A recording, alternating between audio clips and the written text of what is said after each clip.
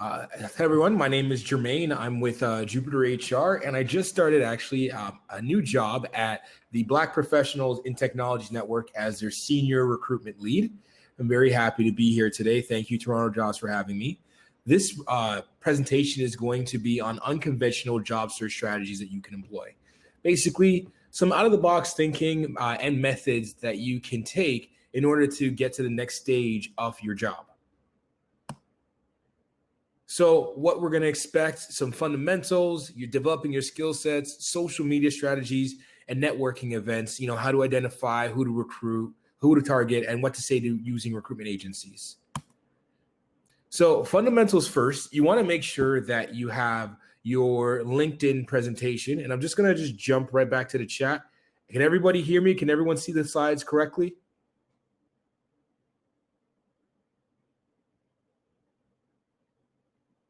Just excellent. Okay. Just checking. Last time we had some technical difficulties, so I'm a bit paranoid. But thank you for dealing with me. All right. We'll go back to the session now. I won't ask again. So fundamentals first, you want to make sure that you have your LinkedIn profile set up and optimized. Just some key stats about LinkedIn.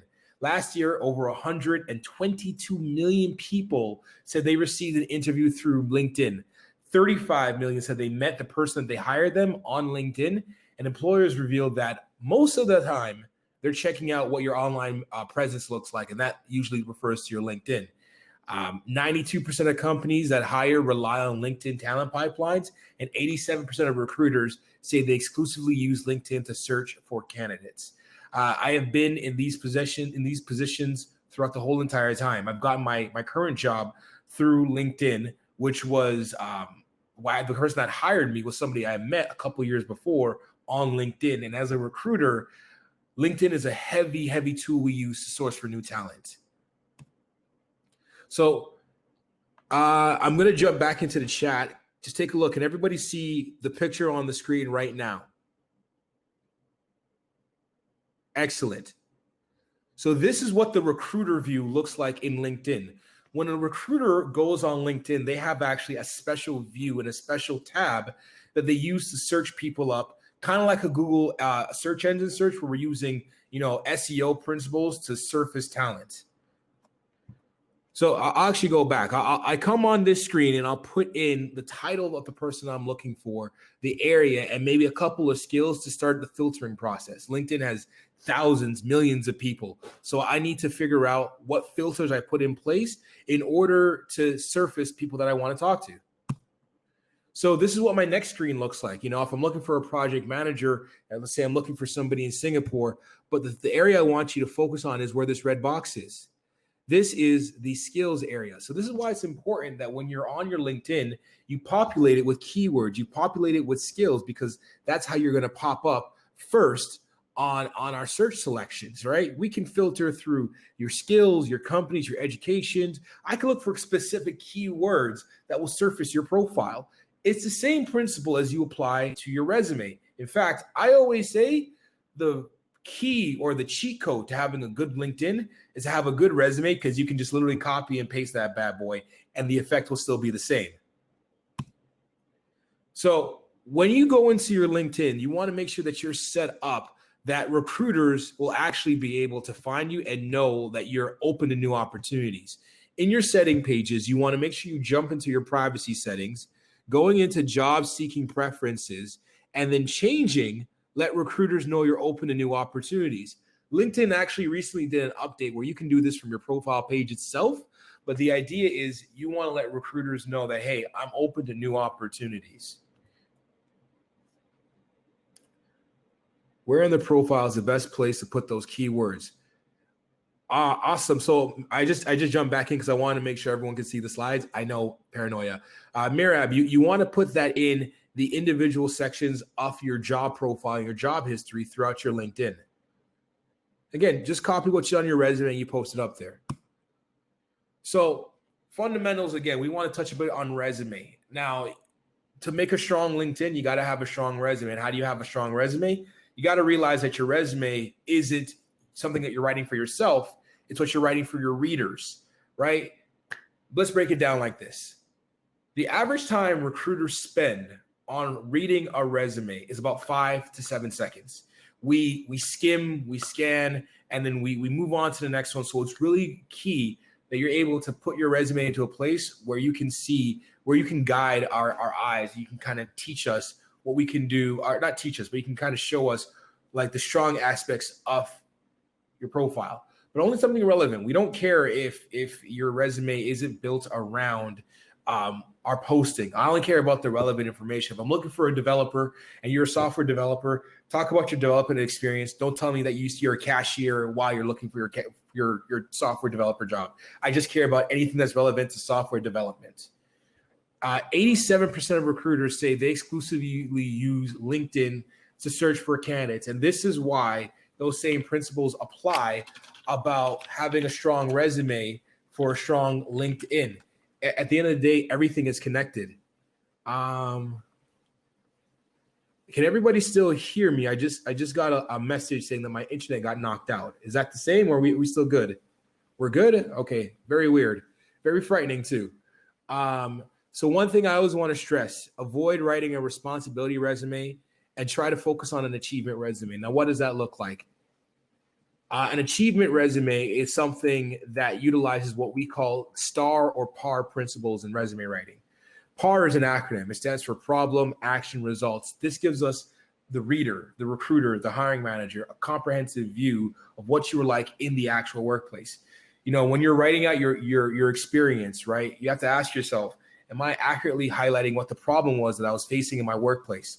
Did I talk about the action or the technical skills I employed to make the solution? And what was the end results of the solution? A lot of people talk about, like, you know, I did this, I did that, but they don't talk about what happened at the end. You know, did you get more customers? Were customers happy? Was the process involved? Did you make that more efficient? Tell me what the end result is and be as clear and concise as possible, because you have to paint that overall picture. I don't know who you are. I don't know you from Adam. Please do us both a favor and give me an idea of what you're like in the workplace. So I have a quick exercise for us, and because we're strapped for time, we're gonna have to go through it really quickly. But I just want a yes or no in the chats on whether or not you think, based on everything we've talked about so far, the resume is going to get a call back. Just a yes or no in the chat. So example one, and these are all resumes that I use throughout my career, and I will tell you whether or not I got a call back. Now, based on everything that we talked here, I was trying to get a job as a videographer. Do you believe that this resume is going to get a call back? Yes or no? I'm going to give it about 30 seconds starting now, and then I'll jump into the chat. I actually might cut that 30 seconds down to 15 seconds, to be honest with you, because we are strapped for time.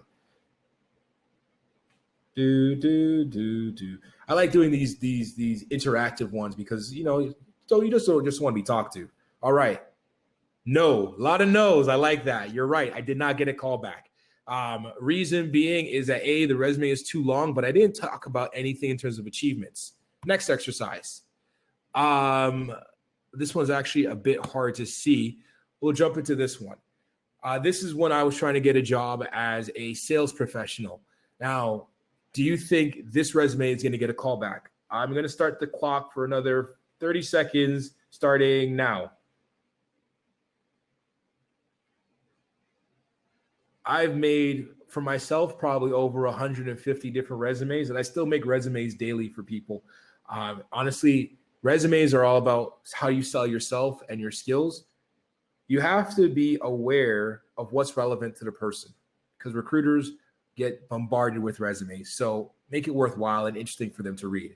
All right, 3, 2, 1. I'm going to hop back in the chat.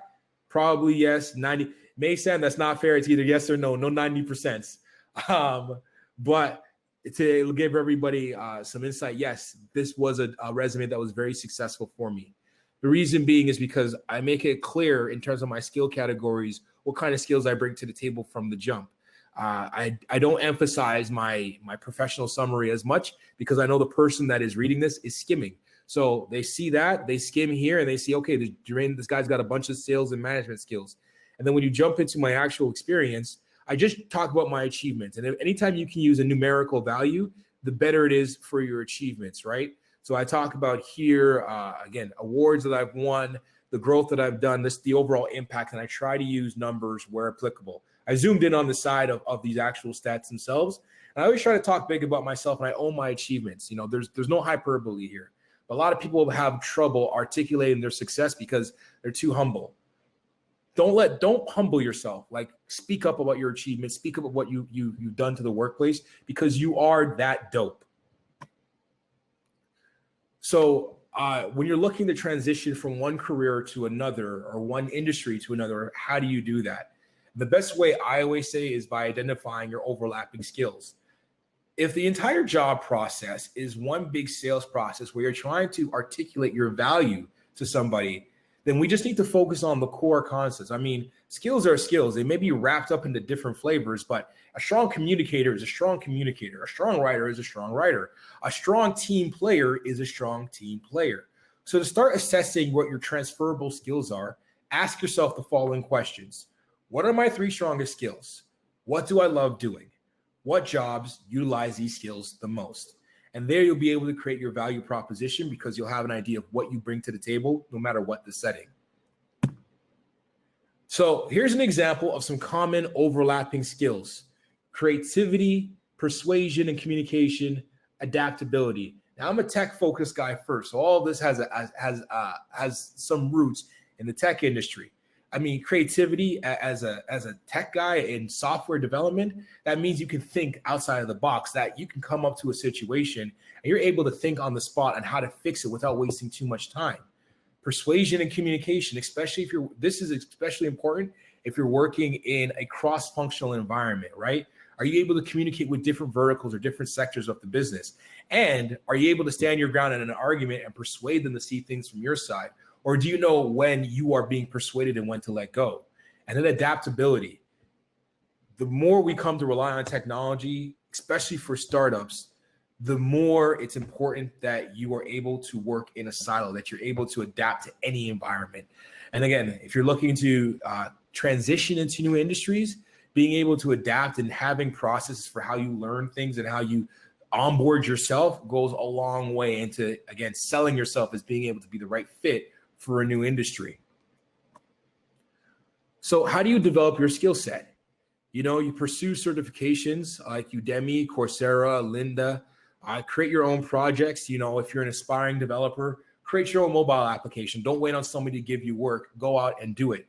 You can also do this by pursuing entrepreneurship, right? If you are a subject matter expert, there are people that aren't. See if you can leverage that knowledge to help them in their own goals. Pursuing collaboration projects, meetup.com, LinkedIn groups, Facebook groups, Slack channels. There are hundreds of different environments and communities where people are looking to collaborate on different projects, no matter what the origin is. Whether you're looking to do movies, you're looking to do software, or you're looking to be part of a play, it's all there. And then consulting services. I touched this on earlier with creating your own projects, pursuing entrepreneurships, finding your own clients, leveraging the skills that you've learned to advance their own needs and interests. You create advocates, you create experience, and you give yourself the perception of being a leader because you're pursuing your own opportunities. So these are some of the highest rated in-demand certifications in the US based in technology. And this just helps you identify, again, the ceilings that some of these certs can help you breach. Now, it doesn't mean that having a cert will get you a job automatically, but it can definitely raise your ceiling. And again, that value proposition that you have when you're explaining to employers what you bring to the table. A cert helps co-sign that, but it can't be the basis of your actual profile or what you're bringing to the table. So, and I know I'm kind of speeding through here. I want to make sure there's time for questions, but everyone always asks me, like, how do I email people on LinkedIn? I email people all the time for help with a job, and I can't get through to them. I either get left on red or they just say they can't help me. What can I do? Well, LinkedIn is great because it enables you to create and foster a network of referrals. But you always have to realize that because you're asking for help, the onus is on you to create that value for the person, right? You got to ask yourself, before you go out and you reach somebody, have a clear idea of what you're hoping to get out of them and what you can learn, but also how you can help them, right? One way or the other. It doesn't have to necessarily be work. It can also be towards somebody's ego. how to Dale Carnegie wrote a book, How to Win People and Influence Friends. And like the one thing that I came away from that book was everybody has an innate desire to feel important, right? Doing an activity like trying to, if you're a coder, trying to code a certain project and hitting a wall, or if you applied to somebody's company, you got rejected, reaching out and saying, hey, I just want some clarification, or can you help me understand, I applied for this position, I didn't get it. Can you tell me why my profile sucks? Can you tell me where I could what you would do in my situation? I want to be like you in a couple of years. I just want to know, like, what can I go forward with? Apply to somebody's ego. They're going to be like, damn, this person makes me feel like I'm the bomb. I got to talk to them. I got to let them know that I am just as good as they think I am, right? Apply to their ego. Ask yourself, if I was in this person's shoe, right, what would it take for somebody to get my attention? Like, what would appeal to me in helping somebody out? Again, it could be ego. It could be you find some common ground. Maybe you're an alumni from the same university. Maybe you're part of the same community. I'm from the Black community. I work for BPTN. Our whole thing is helping people in our community connect with other opportunities. And you'd be surprised, if we come, like Toronto especially, it's a very diverse city. A lot of different communities in there. See if the community aspect is something you can find common ground on. But at the end of the day, you want to ask yourself, how are we similar? How are we different? And why am I contacting this person? So quick exercise again, which is the better LinkedIn message? We're going to do the same thing, 30 seconds. You're going to look at it and you're going to give me your answer in the chats. So message A versus message B. I think I'm actually just going to give 10 seconds because this is pretty obvious. Which one is better? 9, 8, 7, 6, 5, 4, 3, 2, 1. All right. To the one person that said message A, you're wrong. Message B. Now, message A, why isn't it good? It leads the onus on the person to do most of the work. It doesn't offer anything of value. It doesn't appeal to me any which way. Message B says that this is somebody that cares. This is somebody that isn't putting too much of an onus on me. They just want to pick my brain. Maybe I'm more willing to answer message B than I am for message A. So networking events and increasing your network, I call this the difference maker. This is where we really come into some more unconventional strategies, like using recruitment agencies, for instance. So people always ask me, like, how do I figure out what networking events to go to? Like, how do I identify? So you need to just follow organizations that have some level of consistency for putting on events. And, if here in Toronto, we're very, very blessed to have so many different organizations putting together different networking events. Toronto Jobs being one of the forefront. Like, they have a networking component here. Please interact with people in the chat, network there. Tech Toronto in the tech industry, really big. They actually have several subsidiary networking events underneath the general Tech Toronto umbrella. COFP, the Canadian Association for Urban Financial Professionals, they as well make great networking events. And then I have to say, BPTN, Black Professionals in Technology Network, we put on the best events. Am I biased? Yes, hell yes I am. But we put on the best events. We have a big one coming up called Be Future. I'll make sure I put a free link in the chat, or you can message me on LinkedIn and I'll get you a free pass. Just hit me up and I'll throw that your way. Jermaine Murray. We have a big event coming up in October. But when you go to these events, you ask yourself, who do you target? Who do you start talking to? And my advice is talk to everybody. There's no point in filtering out your network if you have no network. Start talking to as many people as possible. Apologize, cell phone's going off. So talk to as many people as possible. Your goal should always get to know everybody everywhere. You never know where a connection you might be able to leverage someday. And when you're talking to them, whether digital or in person, when the pandemic's over, make sure you exchange contact information, phone number, email, or LinkedIn. There is actually a function on your LinkedIn and your cell phone. That 4 squares is a QR code. You can just press it and you can just scan the person's QR code. You automatically add them. So what do you say when you're at a networking event, right? Everyone feels awkward about it. Don't worry. Everyone feels awkward. They feel just as weird as you do. Now, I'm a bit of an extrovert in certain settings. I like to use knock jokes, very, very, very, very, very, very bad knock jokes to kind of just suck the seriousness out of the air, the awkwardness, right? I've told a banana joke before. I remember one time I think I said something like, I'm cooler than I'm cooler than a polar bear's toenails. And like everybody started laughing and everybody started easing up. But once you acknowledge that, hey, people feel just as awkward as I do, talk about it, talk about it. Don't be afraid. Like, do you feel as awkward as I do? And you'll probably get a, yeah, this is weird to me. And right there is common ground. Right there, you can start a conversation and start asking people about themselves. Get them to talk about themselves. People love talking about themselves. It's a great way to build friendships and increase your network. So when it comes to recruiters and agencies, what do you do? How do you contact them? First of all, recruiters and agencies, even though on LinkedIn, they may be some of the most annoying people, they're actually a really good way to tap into a different market and a different network.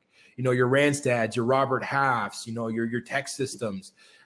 These agents are plugged into different hiring managers, and they know people that are hiring. Now, if they don't have a role that will help you directly, that they can actually put you in front of somebody for, they won't reach out to you because their KPIs are based on who they're closest to getting that job first. But you still want to keep up with them and remind them and constantly be like, hey, I'm still looking, to let them be on the forefront of their mind, because you never know. Chances are they may have a job down the pipeline that they could use you for. And if they think you can get the job, I promise you, they'll go from being a ghost to being your best friend. It's actually scary. Just general principles. Know that a recruiter can and will only help you when they have a relevant role. It's up to you to define what your ideal fit is to a recruiter. Do not let a recruiter talk you into a job that you do not know, that you do not think is a good fit for you. It is in a recruiter's best interest to get you hired. It is in your best interest to go where you're a good fit. Know the difference. Never get married to one recruiter. I'm saying this as a recruiter. Use multiple recruiters. If you're talking to somebody from Randstad, start talking to somebody from Robert Half. Talk to somebody from Robert Half, start talking to somebody from there on, and so forth and so forth and so forth, right? Different people have different connections. Leverage that. Always clearly define the salary you're targeting and know what your non-negotiables are. Have a point to say no and walk away. It'll make everybody's lives easier. And again, connect with as many recruiters as possible. It is a numbers game. Some of the top recruitment agencies that I've had my experience for, full disclosure, I used to work for Robert Half. So I know that they do good work, and they actually have specific divisions in tech, marketing, finance, and office. Randstad is the biggest recruitment firm in the world. You might not have realized it, but they also own Workopolis and Monster.com. And Toronto's home to over 100 plus small niche recruitment firms. And then you have your organizations like BPTN and Icon Talent Partners. BPTN, I'm now leading the recruitment initiative. If you are a Black professional interested in getting into tech, or interested in becoming part of the tech hub in Toronto, feel free to reach out to me directly on LinkedIn or at jermaine@bptn.ca. So different ways to find a job in 2020. To summarize, referrals and job career websites, cold calling recruiters and headhunters, consulting or contract work, like I said, pursuing entrepreneurship, attending as many networking events as possible. I used to do 4 per month before the pandemic. Yeah, it was crazy. Actually, TechCO usually had like 3-4 events alone, but I used to go to 4 events per month, and I can tell you that I saw a huge difference when after like the second or third month in my network and just the opportunities that were coming down my pipeline. And then also something completely out the park, like a video resume. Maybe you do a resume of yourself, just like, it's a little bit fun, a little bit of quirky. Letting people know why you would be a good fit and just sending them the link, let them watch it. Nothing long, nothing more than 30 seconds, maybe a minute max, but that's an interesting creative way to do it. And then finally, I always like to just go over salary negotiation tips. We're coming down to the stretch of this. I did speed through this, but nonetheless, I always want you guys to know that salary should be at the forefront. That's my smartwatch. Salary should be at the forefront of your mind when you're pursuing a new role. I have these 3 rules that are part of my salary negotiation plan. 1, do not disclose your salary history or your salary requirements. Does it feel a bit dishonest? Yes. Does it make you uncomfortable? Yes. but it's the first and best opportunity to position yourself to negotiate for a much higher salary. So what I mean is, if you're being paid $50,000 and you see a job posting, you're getting interviewed for, you see the range is up to 70, ask for 70. If they ask you what you're currently getting paid, do not reveal that information. It's no one's business but your own.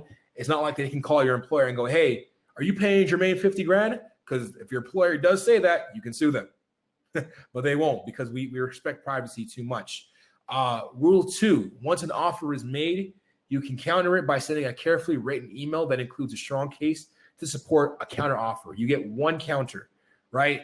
After that, one counter is totally fine. Everybody expects it.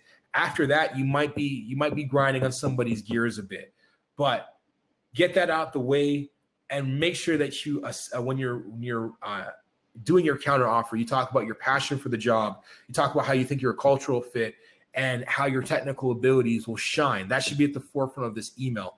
You're trying to build value. You're trying to build credibility for your counter offer. Again, it's a sales pitch at the end of the day, and it's based on value. You're countering because you're going to bring X amount of value to their organization. And rule 3, after you send your counter, get ready for the end game. Big Marvel fan here, surprise, surprise, in the form of a final discussion. Now, typically this is a 3 to 5 minute convo. The recruiter or the hiring manager, somebody that's going to be either the key negotiator on your behalf, an advocate, or that you're going to be speaking with the decision maker. And you want to get all the details of what the final offer is going to look like in terms of compensation. Remember, compensation isn't just salary. It could be time off. You can actually negotiate for things like a shorter probationary period, so your benefits kick in sooner. A lot of different things when it comes to compensation.